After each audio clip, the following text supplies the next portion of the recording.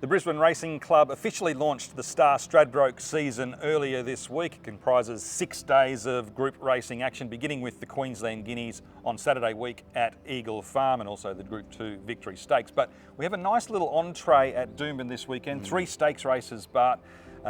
Looks a very difficult card, and they've saved the best to last again. This Mick Dittman Plate is a terrific race. Yeah, it's a Coffin Bay dozen oysters for the entree.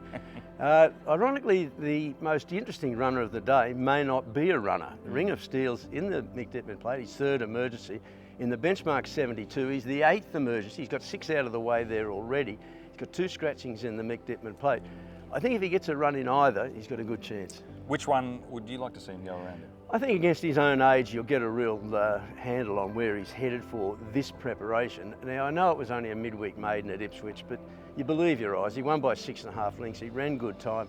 He's got a beautiful action. He's just got raw talent. And you throw away the punter's manual if he wins set weights against his own age, but it was an impressive win. And I think he's just got that super talent that we'll find out pretty quickly if he runs in either of these races. You've got to meet the older horses in the benchmark 72, but I think the Mick Dittman Plate, Chinny Boom is entitled to be the favourite. I don't think she's any snap. She's got a little bit of a tricky draw and she can be chancy at the boxes.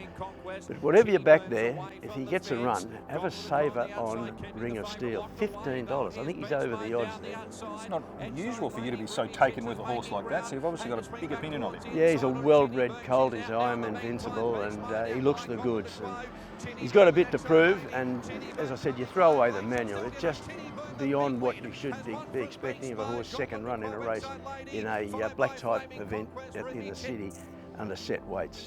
Yeah, reluctant, but I still think he's a raw talent. Okay. For best bets, where are we going? I think Tumbler Ridge will win the tails. He got too far back, 2 starts back, 13.50, and then he had to be ridden forward last time, a little bit too much work in the early part. I thought he battled really hard. He goes to a mile now, he's won 2 out of 2 track and distance, so I think, again, he's got a bit of a tricky draw, but not as much tempo here, so he can get into a good spot pretty quickly and get cover. I think he's hard to beat. Okay, so Tumbler Ridge to score a victory for the locals in the first of the listed features. Next best? I think Manhood is worthy of another chance.